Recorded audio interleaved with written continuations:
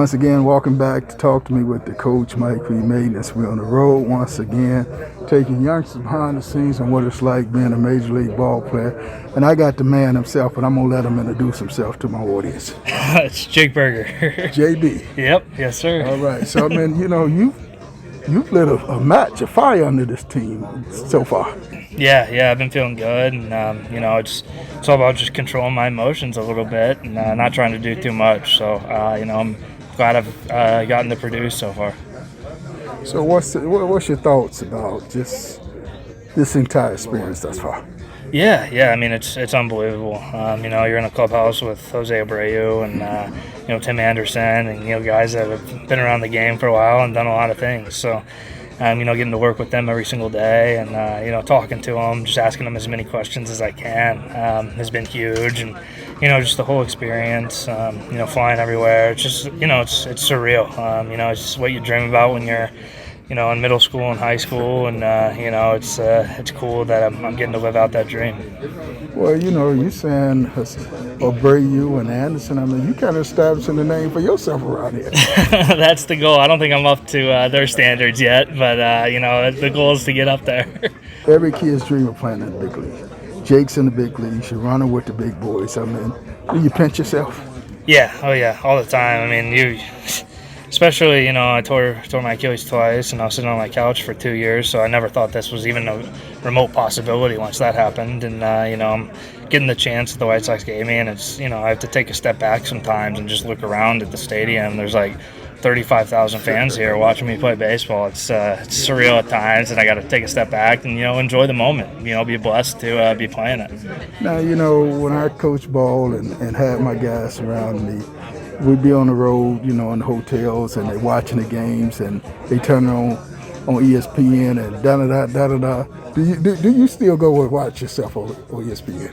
No, my parents probably do. They always love seeing me on there and me smiling and stuff. But, I'm always a big believer, and once it's 11:59, the day ends and you're on to a new day. So my dad always gave me the expression, the sun always comes up, and it doesn't matter how well you played or how bad you played, you're on to a new day. So just got to keep going forward.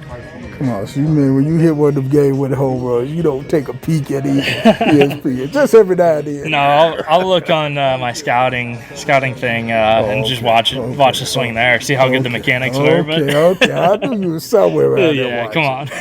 So for those youngsters out there, I mean, how long for you make number 30 become a household name? I hope sooner rather than later. It's I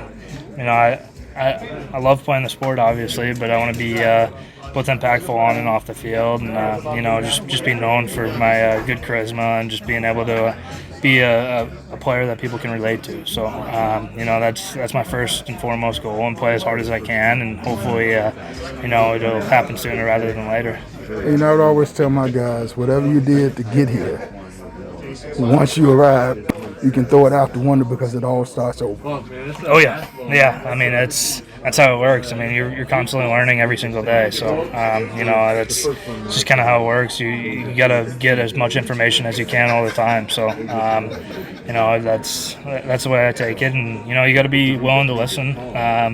I think that's the main point. There's so many good ideas out there and so many bad ideas that you got to hear both of them, and then evaluate on which is correct and which is wrong. Last two questions. Who are your mentors and your idols coming up?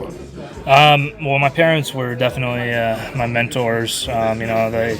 They helped me through a lot of stuff, and then obviously going through the injury, they told me not to quit, and I'm glad they told me that.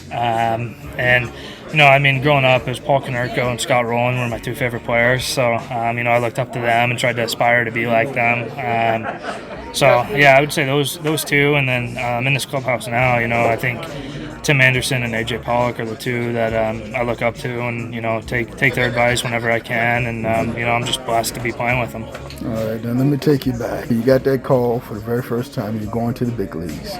You walked to the locker room and saw your uniform hanging up for the very first time. What was that feeling like? Surreal. It didn't seem real.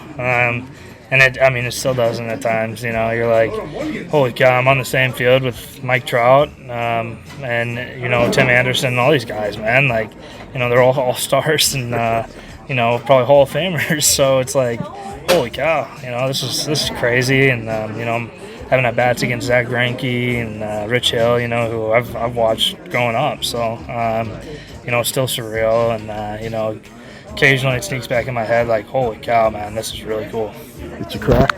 No, I'm not a crier, but I definitely had the chills and stuff. Yeah. Coach, on the road with the man, Jake Berger. Appreciate you.